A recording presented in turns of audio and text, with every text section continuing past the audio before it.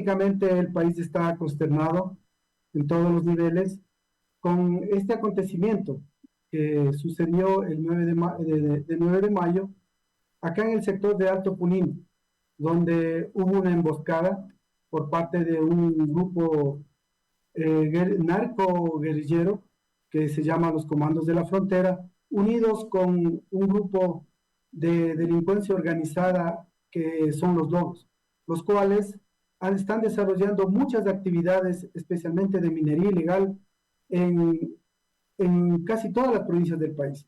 Existe minería ilegal en 17 de las 24 provincias del país. Eh, claro, considerando unas que tienen mayor potencial y otras menor, pero siempre la presencia de esta gente. Y ante las operaciones y actividades de control realizadas tanto por la Agencia de Regulación de Control y Fuerzas Armadas y Policía Nacional, últimamente estos grupos están realizando estas acciones con la finalidad de intimidar a la fuerza pública, a las fuerzas de seguridad del Estado, para, para que bajen la intensidad de estas operaciones. En el último mes, básicamente se realizaron sin número de operaciones en los sectores de Nangaritza, Yansarza, en Esmeraldas, en San Lorenzo, en el sector del Tambo Alto, en el río Carolina. Y le pongo un ejemplo. En este río Carolina se encontró un campamento para aproximadamente 50 personas. Se les procedió a la destrucción y tenían material minero igual, maquinaria evaluada más o menos en la maquinaria en $1 millón. Y este campamento en Río Carolina tenía la capacidad de producir 100 kilogramos de oro al mes, lo que con los precios internacionales de hoy en día, aproximadamente eran de $6 millones, más todo la maquinaria, el costo de operación. Básicamente se realizó una operación en el cual se les redujo a los mineros ilegales en el sector de San Lorenzo y se les causó un perjuicio de $7 millones aproximadamente. Durante este mes, como repito, se han incrementado las operaciones y se prevé que se ha logrado un perjuicio para estos mineros ilegales más o menos de $120 millones. Entonces estamos hablando de cifras extremadamente altas que maneja la minería ilegal. ¿Y quiénes están atrás de esta minería ilegal? Son verdaderas mafias, ahora se llaman las mafias narcomineras, operadas especialmente por estos grupos ex disidentes de las FARC, como los Comandos de la Frontera. Este grupo nace de la desmovilización de las FARC, especialmente del Frente 48 y Frente 32, y opera en los sectores de Cauca, Nariño, Putumayo, Caquetá. La principal función de este grupo era toda la droga que se producía especialmente en el departamento de Nariño y de Putumayo, trasladarlo hacia el Ecuador y hacia las fronteras con Brasil. Pero este grupo también tiene una facción que se dedica al lavado de activos, especialmente en lo que es minería ilegal. Y para eso se ha aliado con grupos delincuenciales organizados de acá de Ecuador, especialmente como los Lobos, ¿sí? Y frente a lo que está sucediendo, realmente es lo que ellos están realizando estas actividades de violencia contra las fuerzas de seguridad e incluso contra las mismas poblaciones. Eso es lo que en este momento se le puede decir. El Alto Punino es un sector selvático, es un sector un poco montañoso, con una vegetación muy espesa. ¿Y qué es lo importante? Ahí en el Alto Punino hay un río, el río Punino y el río Sardinas. Esos dos ríos, especialmente Punino, alimenta a un río que es muy importante y para la población del Coca, ¿sí? El río Payamino, porque del río Payamino es donde se saca el agua para el consumo de la gente en la provincia del Coca. Y es impresionante ver en los sobrevuelos de helicópteros cómo está decontaminado el río Punino y está contaminando ya el río Payamino. Entonces, la contaminación y además la huella que deja la minería ilegal en el medio ambiente es inmenso, con piscinas de cianuro, con piscinas de amoníaco, donde prácticamente la vegetación ya no vuelve a crecer. Entonces, nos estamos enfrentando a una amenaza altamente, primero que tiene un grupo armado que es con mucha experiencia prácticamente en combates como es el Comando de Frontera. Además, nos estamos enfrentando a una estructura que lava activos a través de la minería ilegal, con una estructura que ha logrado consolidar alianzas con grupos delincuenciados organizados dentro del país, e incluso a través del amedrentamiento a las poblaciones les tienen como parte de ellos, donde ellos han asentado su logística y son apoyados muchas veces de estas poblaciones.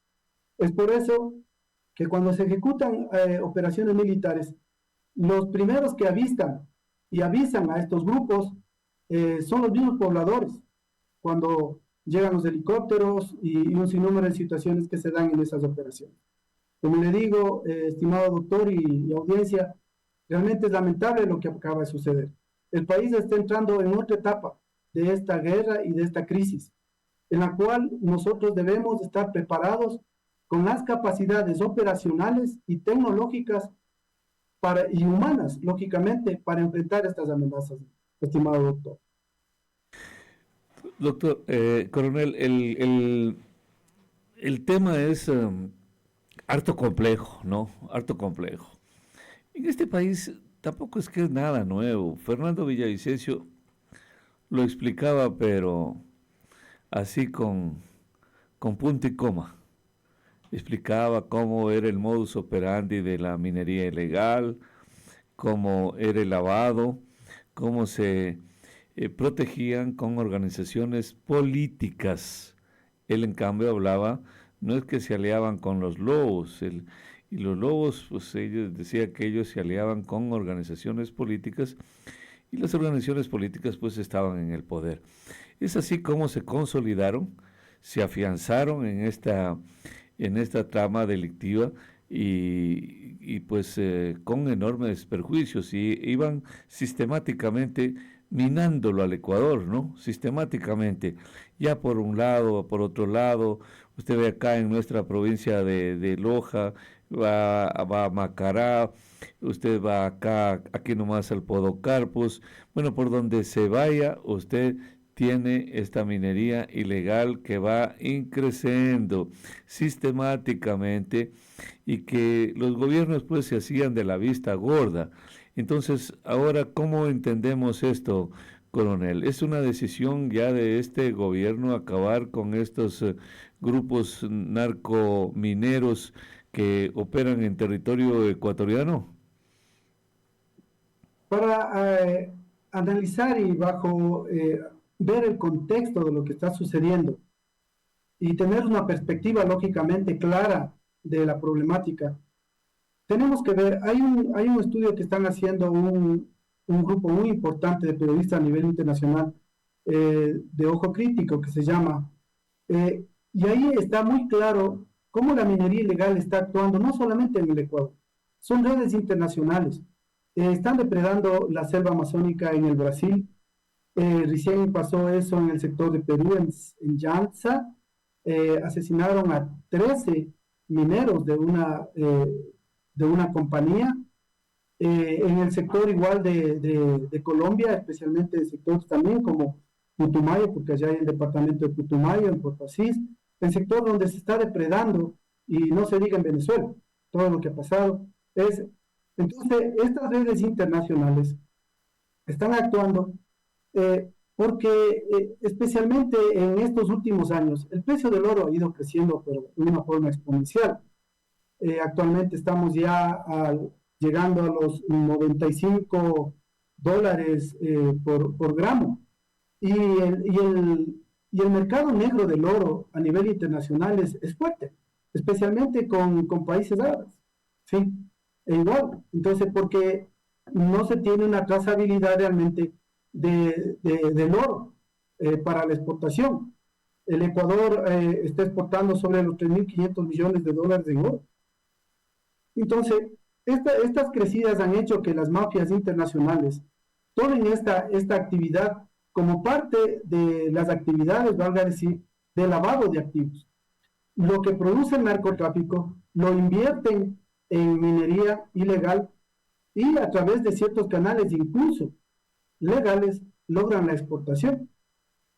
Yo recuerdo una entrevista que hicimos del año pasado, doctor, le daba un dato que aproximadamente se preveía que, especialmente en los sectores de Ponce Enríquez, sí, Izaruma, Portobelo, todos los sectores de la provincia de Lora y la provincia de La Suay, hubo se tenía entendido que los grupos criminales lograron una exportación de oro aproximadamente de $1.000 millones.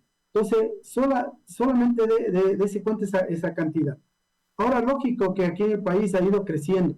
De ir una minería artesanal, de lavado de la arena en los ríos, en las piedras, las rocas, ir sacando artesanalmente, que había mineros en los sectores de Zumba, yo recuerdo cuando estuve por ahí, en Zamora, en todos los sectores lavaban, pero eran artesanales.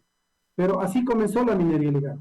Lógicamente que estos fueron reclutados prácticamente ya con grandes inversiones, porque una retroexcavadora, una mezcladora, motores, todo eso no cuesta un real. Yo por eso le daba este dato en el sector de Río Carolina, que aproximadamente la maquinaria está evaluado en más de $1 millón, la que estaba operando en ese sector. Entonces, esto a vista y paciencia, lógicamente, de las autoridades y de la agencia de control, que ha cambiado mucho de nombres, de directivos, y ante la falta de decisión, por ejemplo, de no realizar ya el catastro minero. Para abrir el catastro minero a la inversión privada, inversión extranjera. Mire, donde están operando las grandes minas de estas empresas, los encuentros de Lundin Gold, en los sectores de Zamora y todo, ahí no hay minería ilegal, porque están controlados estas grandes mineras, se autocontrolan ellos porque es un recurso que están explotando y lógicamente también existe el control del Estado y la seguridad. Entonces, hay 6 proyectos que el gobierno en este momento está tratando de que entren y licitar, con el sector de Cangrejos, de Cascabel, Las Mercedes, un sinnúmero de sectores donde hay una, una gran cantidad de minerales que el Ecuador puede aprovechar para su productividad. Pero si nosotros no les damos la seguridad y dejamos que la minería ilegal nos gane, el país no va a tener recursos para su desarrollo o para sustituir, en este caso, al petróleo. Entonces, este problema es inmensamente grande y de seguridad nacional. Entonces, yo creo que ante la decisión del gobierno de incrementar estas operaciones, básicamente se van a darse enfrentamientos. Yo recuerdo en el sector de Alta Mangariza ya hubo enfrentamientos donde guerrilla colombiana protegía a esos campamentos mineros. ¿Sí? Y hubo enfrentamientos ya con soldados del ejército, con bajas respectivamente. En el Alto Punino, hace un mes ya hubo un enfrentamiento donde fueron abatidos 2 o 3, si mal no recuerdo, colombianos. ¿Sí? El Alto Punino tiene una contaminación de aproximadamente 1.500 hectáreas. Es impresionante ver todo lo que han destruido allá. Entonces las operaciones están dirigidas allá. Y yo creo que van a incrementarse. Este acontecimiento lo que va a hacer es disparar las alertas al Estado en una mayor proporción e incrementar estas operaciones militares, conjuntamente, localmente, con Policía Nacional y la gente de regulación y Fiscalía, que así tiene que actuarse. Entonces, es la única forma que nosotros podemos detener, legalizando, abriendo el catastro minero y realizando en los sectores que se tiene que hacer una intervención fuerte y mano dura. Coronel, hablando de bajas, ¿usted cree que el ejército ecuatoriano se expuso porque, bueno, pues es una guerra, ¿no? Donde, como toda guerra, de repente es impredecible lo que pueda ocurrir, porque hay gente que también cuestiona y dice que no hubo mucha formación del soldado ecuatoriano que se expuso fácilmente. Otros creen que hubo traición de algún miembro de seguridad de las Fuerzas Armadas o ya sea de la policía y que advirtieron, pasaron la información de por dónde iban a transitar. Pero bueno, la guerra es la guerra, pero hasta este rato queda como ese sabor, ¿no? De pensar de que los guerrilleros estuvieron más formados. Creo que fue las bajas de 11-1, me da la impresión, coronel. Ya, en una operación militar, algo que se llama la emboscada, que también es una operación, se podría decir, que utiliza mucho la guerrilla. La gente que va a emboscar, primeramente, ellos tienen la ventaja. Tienen la ventaja porque ellos ya están en su propio terreno, conocen mucho el área. ¿Y dónde se ubican? Es justamente en lugares donde tienen una ventaja táctica, donde pueden poner sus ametralladoras, pueden lanzar sus granadas y tener un encubrimiento personal. Entonces, ese es el tema de las emboscadas. Por eso, en las tácticas militares y también que son parte de las tácticas paramilitares, la emboscada es una de las acciones más peligrosas para la gente que cae en la emboscada. ¿Sí? Recuerde, solo le pongo un ejemplo, hace muchos años, no recuerdo exactamente el año, pero fue hace posiblemente unos 15, 20 años, en el Putumayo. Emboscaron a una patrulla en el río de la policía y de lado a lado le abrieron fuego en el río Putumayo. Y ahí fue imposible salir, porque está en un río, está en desventaja y los que tienen la ventaja son los que están en las orillas disparando. Por ponerle un ejemplo. Entonces, acá en este sector, era todo el Alto Punino, no era un punto específico, eran 4 objetivos que se iban a intervenir. Estamos hablando de minería ilegal, y no estábamos hablando cuando teníamos los enfrentamientos con las FARC. En esos 4, uno de estos objetivos era el sector de Sardina, que es justamente donde va este equipo de combate. Eran 80 militares, 4 equipos de combate más personal de apoyo. El equipo de combate siempre se organiza con 20 hombres. Dentro de esos hay la gente que hace los reconocimientos, los enfermeros, los radiooperadores y un sinnúmero de temas más. Ellos ya descienden del helicóptero y caminan aproximadamente unos 2 kilómetros hacia el punto donde estaba este campamento de minería ilegal. Cuando ellos ingresan y van a proceder a la destrucción, ya estaba listo el operativo de este grupo de los comandos de la frontera para hacer la emboscada. Ahí vienen muchos aspectos.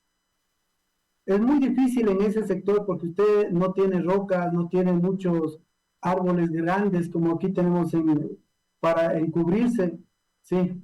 Entonces prácticamente estuvieron a cielo abierto.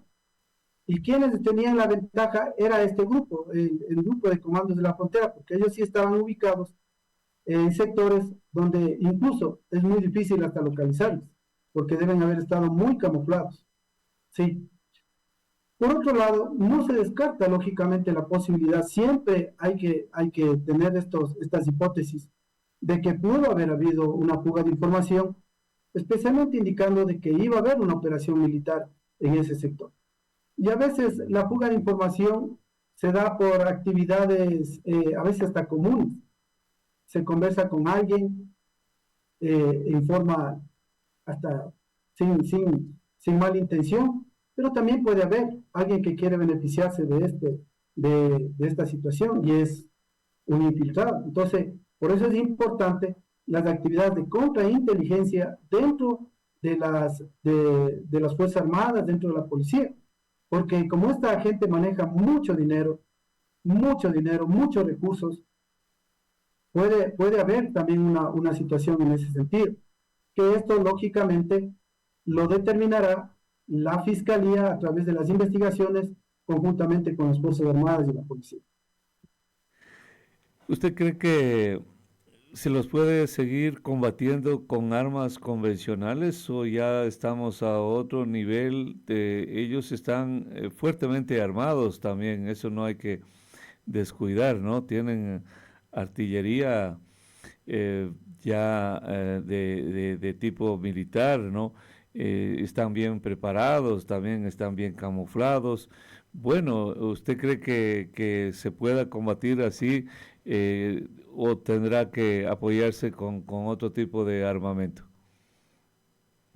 Ya, lógicamente que la ventaja que tienen esta gente es que conocen mucho el terreno y además son protegidos, son ayudados, son apoyados por lo que se llaman los comuneros, que son gente que viven en el sector, son poblaciones que viven en el sector y que se benefician de estas actividades también.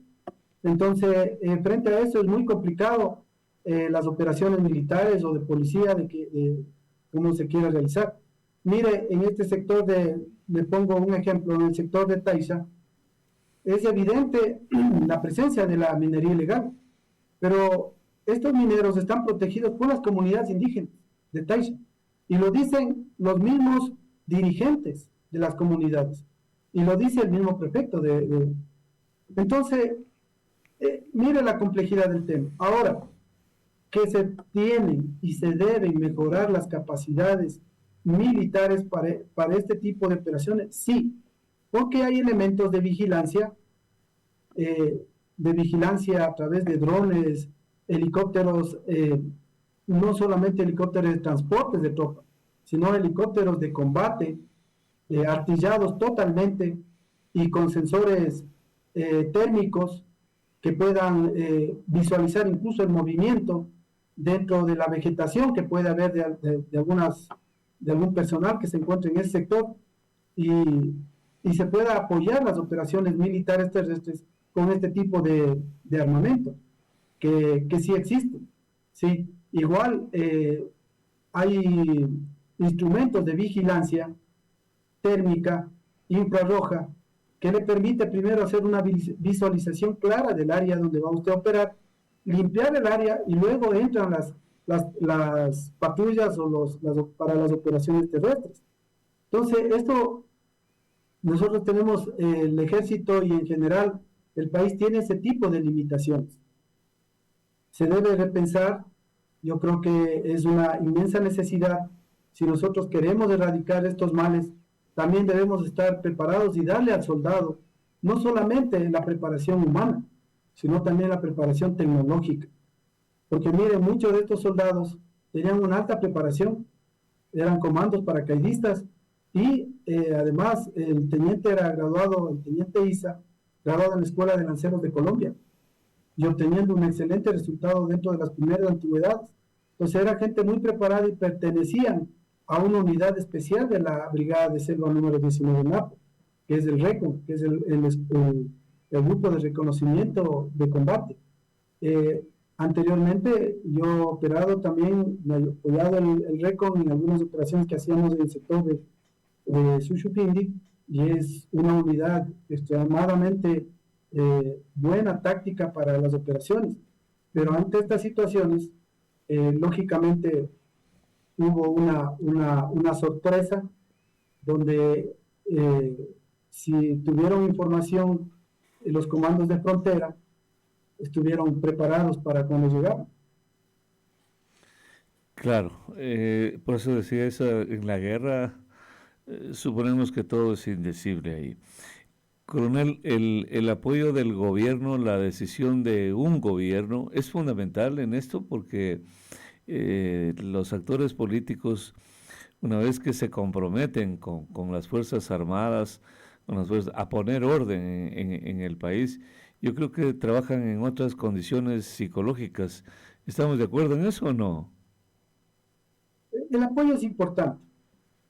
El, yo creo que debemos nosotros ya comenzar a plantear como parte de toda una estrategia y de una planificación que se debe realizar, determinando claramente los centros de gravedad, a donde el Estado una vez de haber declarado como amenazas a la seguridad del Estado, tiene que actuar. Y cuando se determinan esos centros de gravedad, pues tiene que darle las capacidades sea las instituciones que van a actuar. Por ejemplo, si se determina que el lavado de activos es una de las actividades graves y en las cuales, si se controla, se reduce los niveles de violencia y de narcotráfico, tenemos que potenciar, por ejemplo, la unidad de lavado de activos. Tenemos que potenciar la policía técnica que realiza este trabajo. Entonces, igual pasa con las capacidades militares y policiales.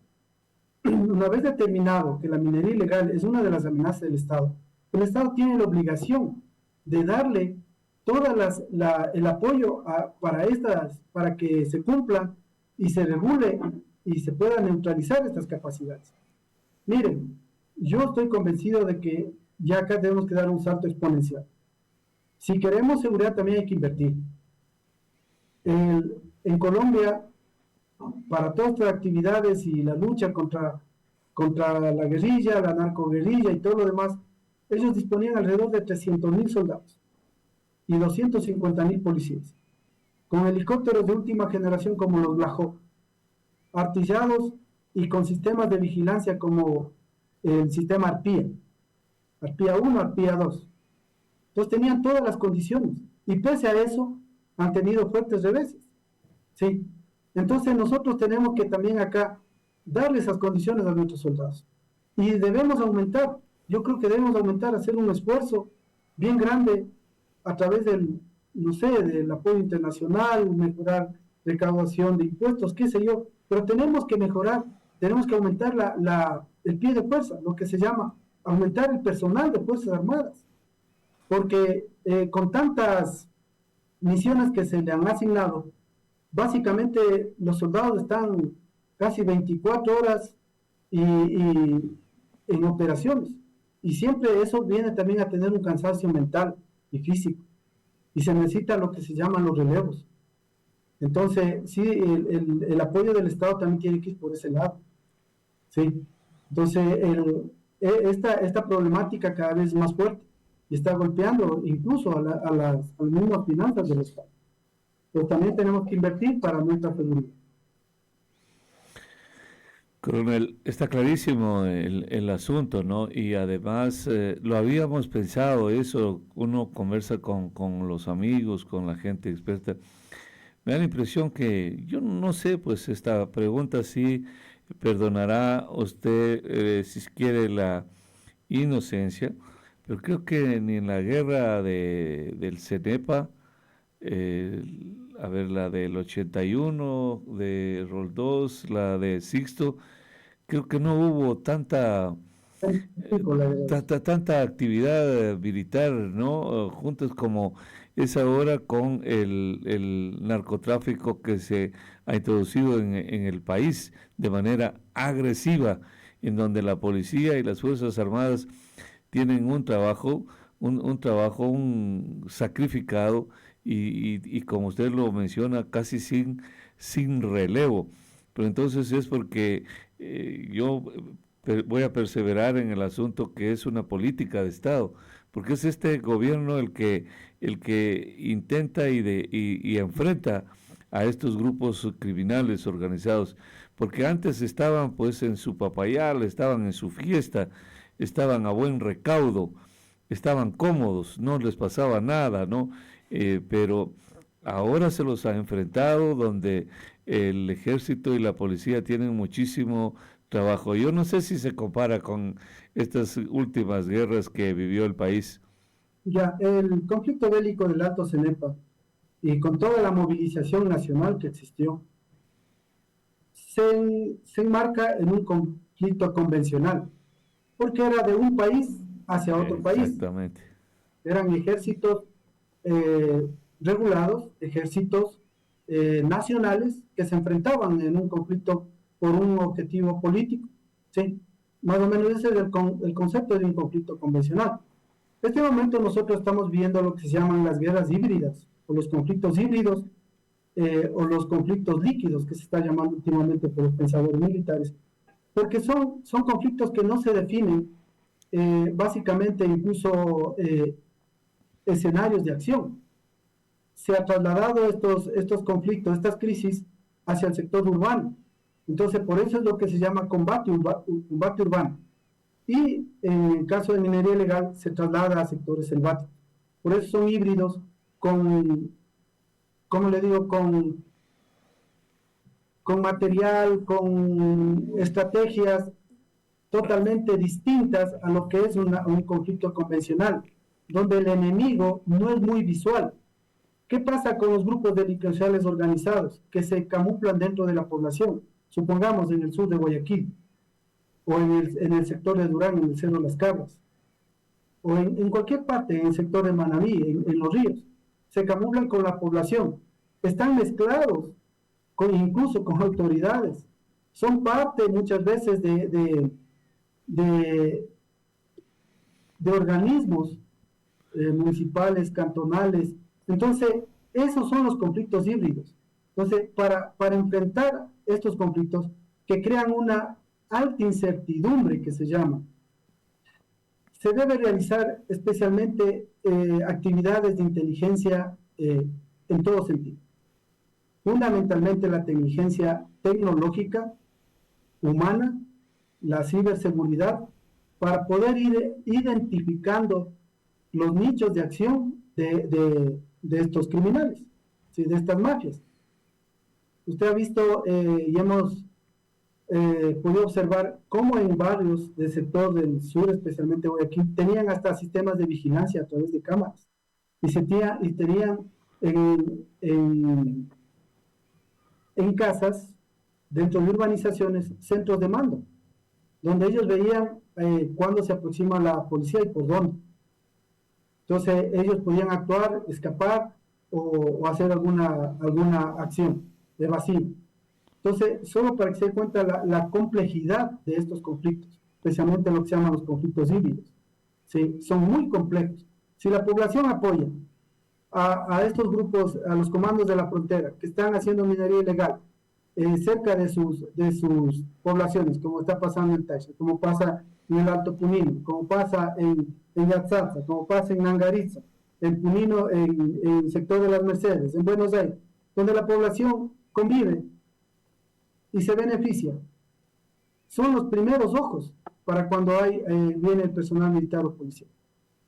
Entonces, es muy complejo, pero esto se puede lograr a través de la acción, como yo le digo, de operaciones de inteligencia, pero con inteligencia también tecnológica, mucha tecnología, instrumentos de vigilancia, ¿sí? De vigilancia que sí los existen, a través de helicópteros, con radares, con sensores, un sinnúmero de instrumentos que se puede ejecutar. Pero no es fácil. Pasamos por el Ecuador, es un país que no tiene muchos recursos para emplearlos en estas actividades.